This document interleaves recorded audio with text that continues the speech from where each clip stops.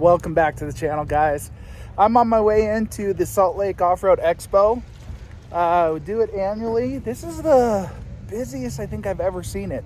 Now, maybe I didn't come on a Saturday midday last time, but I think I have. But man, this parking lot is packed. I think they might have a little bit more personality showing up here as far as like people that are known. Or maybe we're just really excited that it's sunny out, but let's go have a look.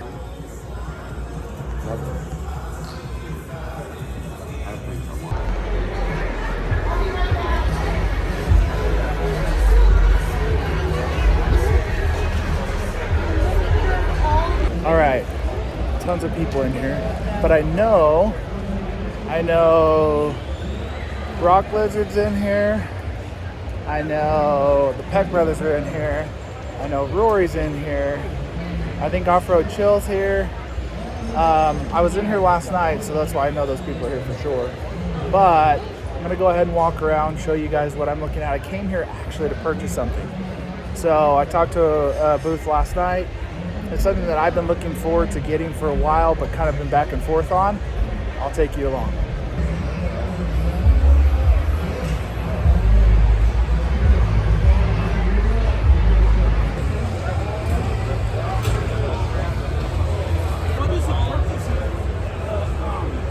So I'm walking down the left side of it, and I'm surprised there's a lot more like little food knick-knack vendors like jerky or toffee or salsa or what have you.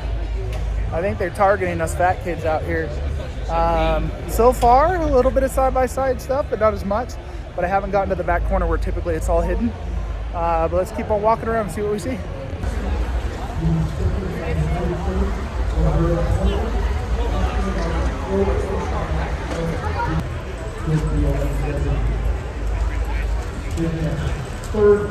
It's the Ending Presidential Overreach on Public Lands Act.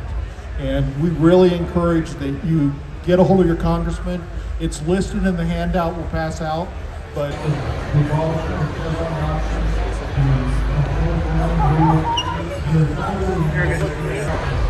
Looks like PCI Race Radio's back. They're kind of them and Rugged are like the two communication opportunities. Here's your low rants right here.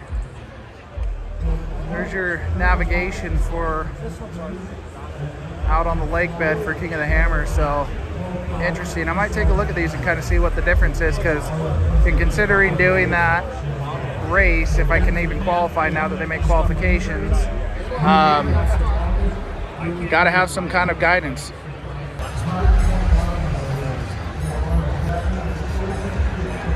All right, here's all your Garmin options right here. This is probably the one that they're using the most. It's interesting to see it.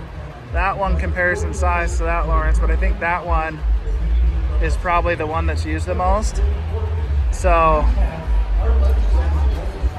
depending on what you're doing with your GPS, it's pretty cool. All right, here's the other question that I had in my mind, because you have the Rugged radio versions of these rebreathers here, and trying to see what you have here. So you have your quick disconnect and pricing wise. So all the pricing that you have on these breathers. So your max dual, it's only $250. That ain't bad at all. Obviously with your radio and stuff like that and recording and whatever, I think some of that ties in, but just going ahead and getting air to your stuff, that's actually not a bad price at all. That'd be something that you go ahead and do. All right, here's all the neck donuts. Here's your head, all your helmet stuff right here. It's kind of fun. It's stuff I wouldn't look at before if I wasn't considering trying to go ahead and hop out on the trail like that, but that's pretty rip. Looks like we got Ride Dog out here. It's made a big push at, sponsoring different stuff. Trail Hero. We got Bent Off-Road, so we got more recovery people showing up. So it's starting to expand a little bit here. All right, let's go ahead and see how rugged setup is. I was pretty impressed with what PCI was offering. Definitely put a lot of stuff out there to get involved. So there's your Mac Air 2-person. That would compare. It's loud here.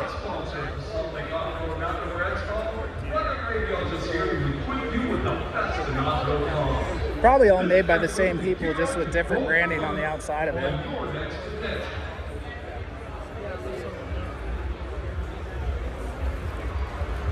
If you had to ask me, I would say that the PCI radio booth has definitely got a lot more of what you want to look at and browse just out there. Freaking loud.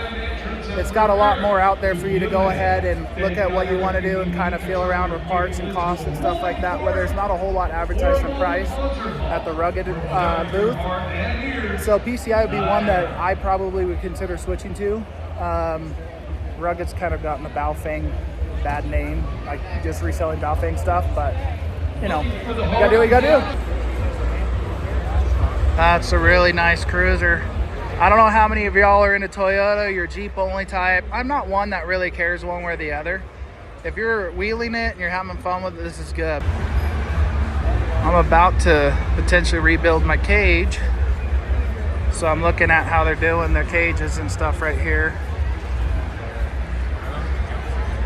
It's interesting to see, because obviously they had to do a joint. Right here, you sleeve it, you do some plug welds and do that, but usually you grind that smooth just to hide it, but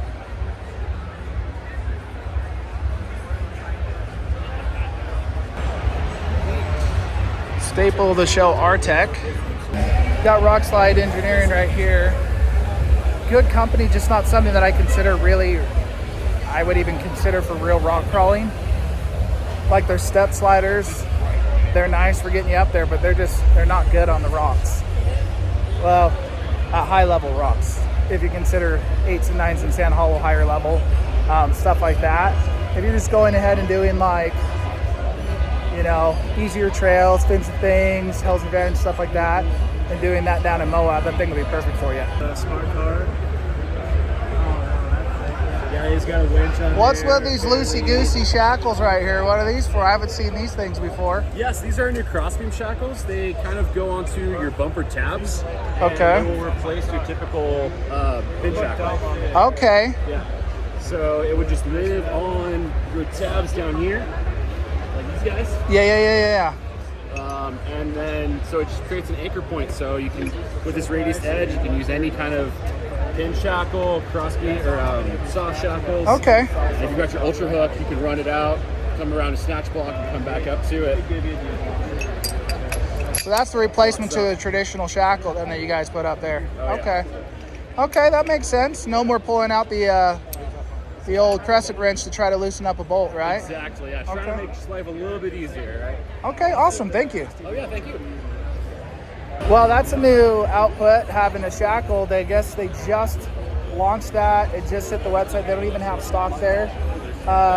No scratch and dents, no cheap ultra hook for me, or at least more affordable ultra hook. I wouldn't use that simply because I already got the split ringed ones, and like I don't, not my thing. But if you want a smooth place to go ahead and hook it to, something that you won't lose, because sometimes like my buddies will have the pin unscrew and bounce out. That's a great way to do it, and it's wider so you can hook fast. And like he showed, you can hook your ultra hook or something to it, but if that's your thing, dude, that's a good option. This is a new one, guys. I don't think I've ever seen Motobuilt out. Well, maybe they have been out here. I just haven't paid attention. But Motobuilt's out here. I've used a lot of their stuff on my JK. Their rear 4-link, dual triangulated 4-link. I have their gas tank in mine as well. I used Artec up front. And then I do a gen right on my cage, but it's just interesting. So let's have a look. And everything's included. You don't have to pay extra. Just like this, the whole cage is complete, X-Bar. We don't charge extra for other pieces. It sells for $39.98. So I got done just having a kind of a semi-lengthy conversation with Motobuilt. I use a lot of Motobuilt stuff just for affordability, and they make good stuff. Whereas Nick's on a lot of my off-roading channels, our videos, because it's me and him usually going together on our wheeling trips. He uses a lot of Genrite stuff. Genrite makes great stuff, so does Motobuilt. They each have a little bit different of a school of thought and how they're doing it. And it was interesting to see some of the changes they had made So it used to be like Nick, when we did his rear coilovers, they had notch tubes with a bracket or brace or cross member that goes between them in the rear for a JK. Motorboat didn't have that. They had rear kits where you had to cut off the frame and go ahead and do that. Not much difference than throwing in the brackets anyways, because you kind of cut it off and weld it in. Well, Motorboat's now coming out with one of those that's similar to the JK, which usually what Motorboat does, it's usually a bit more affordable than what Genrite has. And I think they're a reputable company anyways on that. And then they were aware of the video that I did on the fuel cell on the JK. And some of the stuff that I was missing when I went to do it either wasn't included in mine, they said, or they added it after I did mine. So I've had a few things that I bought in that maybe a little bit before. They kind of made some additions and upgrades to make them better. But I definitely, if you're looking at, those are two good manufacturers that sell kit type stuff. If you're doing Motorboat, buy it when you want it. But I usually always buy their stuff on a Black Friday deal. That's when their deals are the best. I'm not trying to help them not earn more money, but I also have to be mindful. I'm not sponsored by anybody, so what do I care, right? Like, if I'm you and I'm in your garage, catch that Black Friday deal. It's usually like 25% off of almost everything. All right, we've made it back to the old UTV, back to the old UTV corner and the Overlandy campers and stuff like that. So that's this segment with all the good music going on, but there you go. I just got over the trailer area. I'd love to get a nice trailer that could fit how wide my Jeep is and tall, and then utilize it for camping like that. Everything's so expensive. They're coming out with good stuff, and I shop on our local classified used until it's going to be like 10 years before they're affordable for me. But I do like this as an option here. You can weld on a tower. It'll probably get wind resistance, but that way you could go ahead and set like a rooftop tent if that's your jam. Because when you're going to some of these things, camping might be a better option for you, especially if you're going somewhere remote. But I think we're about to hit the second half of the floor. I took on the left side. Let's go ahead and go to the right side on this thing, and let's see what we got. Got the Crash Fab crew here. We wheeled with them down in Sand Hollow. They got the more minimalistic type tubing stuff on here. And then these are their sliders, some of their popular products. There's a lot of people that make similar ones to this. I haven't looked at all the differences. I do like right here where I can see this, the square tubing. That stuff's pretty dang strong.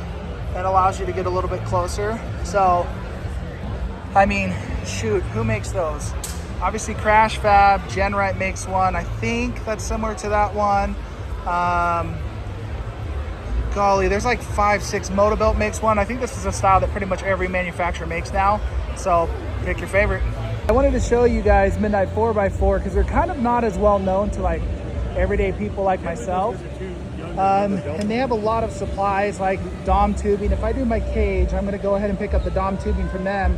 And the price is way more expensive than it used to be, but it's still way more affordable than going ahead and buying a kit yourself. We got Just for Fun in the house. They're out in, I think, Linden, Utah. They do good work out there. They're one of the known shops that kind of do stuff out there. They're the ones that helped us when Nick rolled over on Papa Smurf to get into position, so they're good dudes. All right, we got PRP, and they have their little seat things out. I have the PRP seats in the JKU. I have some old hashed out Motocraft ones in the CJ. Honestly, the CJ ones are dang comfortable. These are one of the purchases that I'm looking at doing for the JK and the CJ. It's just a detachable steering wheel. So seeing what they're charging for them and kind of going through the headache of figuring that all out, but that's definitely something I've looked at. All right, we found Summit with Nick's rig over here. Julene is a manufacturer out here. I don't even know if manufacturer would be the right word out here. She makes these links and all these different parts. And gets them set up. This is what I run in the rear on my Jeep. And then Nick, this is his rig. This is the one that's always out on trail with me when I go out there.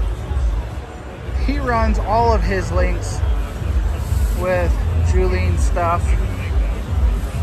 So he's long armed the rear, dual triangulated it in the front. And then she even will have a little setup fee, but she can go ahead and custom put some stuff on yours, like his has 22 Jeep. So if you have a channel or you just want to put something funny on your links, That's what's going on. And then when he was running his sway bar, he also had her links for the sway bar to it too. So the next move for him would be if he decided to go ahead and use an aluminum. Everything he already has is sized and it's smaller to go ahead and run his hydro, but she makes great stuff. And she's local out here in Utah. I think she's in like Sandy area. Not a gigantic shop, so not a giant manufacturer, but definitely used by a lot of really good people out here. Looks like Yankum made it. Easy Flate. JM Rigging's out of here in Utah, I believe, too.